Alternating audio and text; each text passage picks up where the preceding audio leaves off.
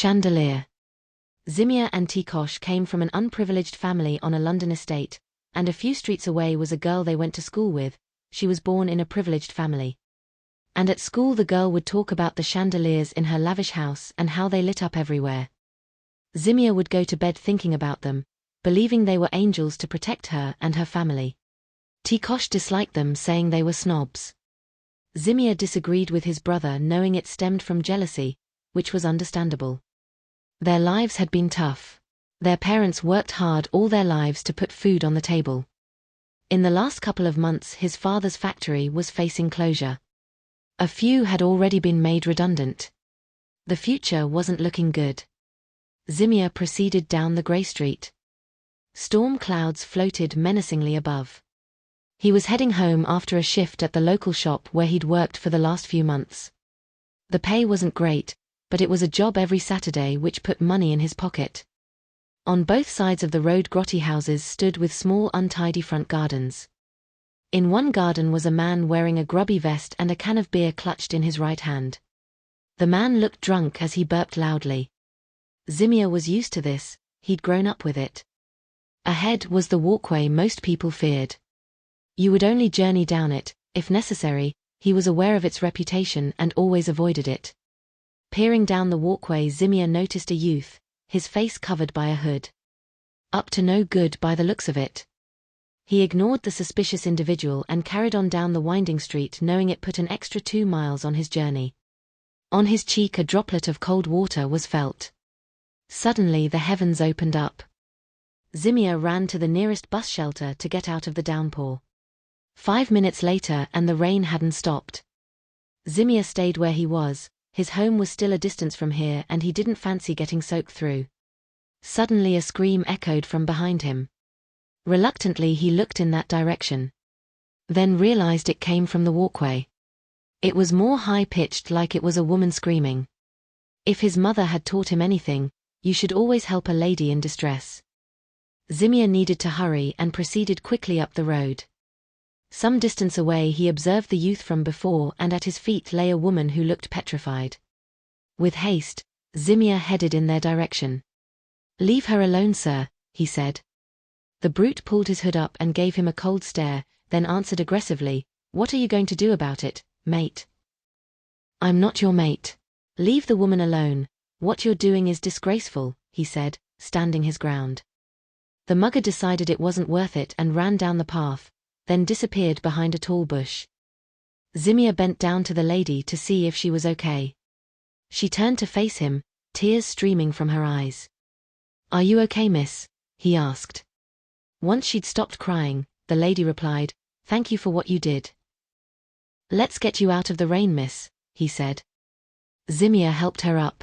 At a nearby tree, both sheltered from the downpour. He lent her his coat, and she wrapped it over her slender shoulders. Within minutes, the rain lessened. The more he looked at her, the more familiar the lady seemed. "Do I know you, miss?" he asked. She laughed, then answered awkwardly, "I don't think so. Do you recognize me from somewhere?" He couldn't explain it, but he found her familiar, not knowing from where exactly. Zimia noticed the lady shivered from the cold and most probably shock. "Where do you live, miss? I'll walk you home if you like. If you stay out here too long, you may catch an illness." She handed back the coat to him. With a smile the lady replied, "Thank you, with what has just happened I would appreciate that. It's not actually my place though, my parents live there with my sister. I'm just visiting for a few days." The clouds overhead grew darker in tone, like another storm was imminent. "It would be my pleasure, miss," he said. Both started the journey to her parents' house.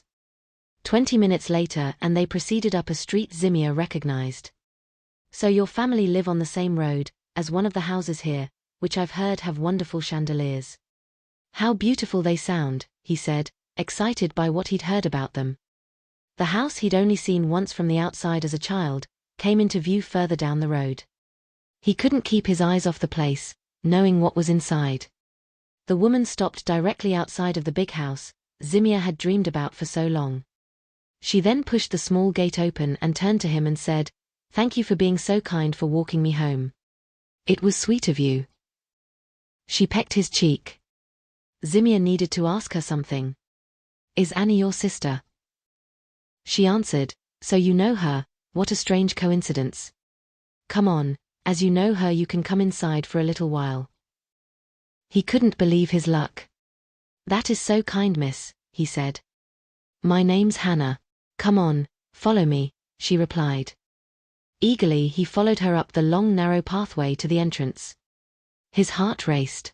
After all these years he would finally see them, the angels. To encounter such beauty, to touch them only once would mean the world to him. Zimia truly believed this, and now he would witness it with his own eyes. A dream, I say, a beautiful dream. At that moment he felt blessed. Hannah unlocked the door, and both proceeded into a massive area. On the left was a flight of stairs which seemed to go on forever. Near to that was the spacious living room. Then with sheer delight 2 of the angels floated elegantly above him. The lights dazzled like magic. He got on both knees and put his hands together like he was praying. The woman gave him an odd look and said, "Are you okay?"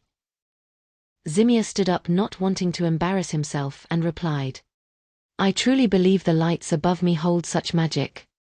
With one touch they could rid you of everything that's bad in your life. To me they're angels looking down on us all."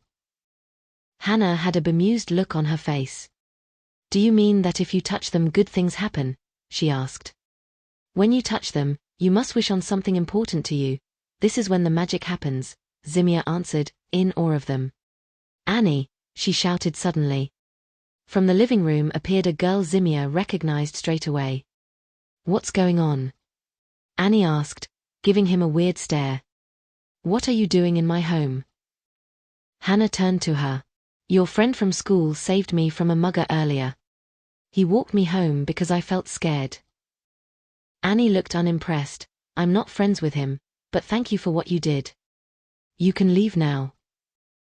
Zimia looked down at the shiny floor, realizing he was nothing to them, then said, "Yes, I must go. Thank you for inviting me into your lovely home." Hannah stood in his way so he couldn't leave and gave Annie a terrible look. "He's my friend Annie. And he's staying for a little while. You got that?" Annie felt embarrassed, then said, "I'm sorry. It was rude of me. Thank you for what you did, Zimia." "I would do it 1,000 times over," he answered. Hannah couldn't wait to ask Zimia something. "Do you honestly believe in what you told me earlier, about the chandeliers?" He looked up at them and a warmth was felt. "Yes, miss. To me they are everything." "Then tonight your wish will come true. My parents won't be home for ages." Annie fetched the tall step-ladder. "We will give him what he wants," she said. "Really?" he answered, not believing his luck. "This means everything to me. Bless you both so much." Annie walked into the kitchen area while she muttered, "Has everyone gone mad or is it just me?" When she'd returned with the ladder, Annie placed it under the chandelier nearest to the stairs. She looked at Zimia with disgust. "Hope this is worth it, you loser." "How did you know about them, Zimia?" "As I'm interested," Hannah asked. "I would listen to your sister telling all her friends at school about them. Me and my brother weren't cool enough to sit at their table because my family are poor." Hannah felt upset by this. "I'm so sorry to hear this, but it's time to reach for the stars if that's what you believe." "I am ready, miss," he replied excitedly. Zimia climbed the steps. When he was close enough, he outstretched one arm and touched one of the many bulbs with his fingers, then whispered, "Please help my family, Angel.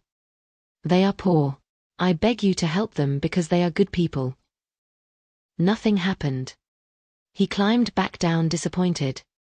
How could he have been so stupid? He thanked Hannah for her hospitality. She begged him to stay longer. It was time to leave.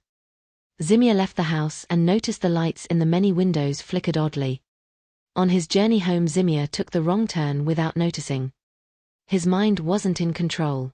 The urge to follow different streets to the more luxurious part of the city had become overwhelming to the point where he couldn't fight it anymore. Zimia knew something had changed. A road faced him and it felt familiar. How was that possible? He didn't even live here.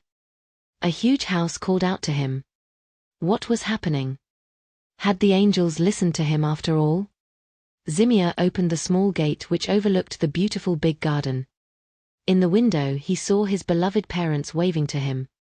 Once he'd reached the entrance, all the old memories of being poor had been replaced by positive new ones. The end.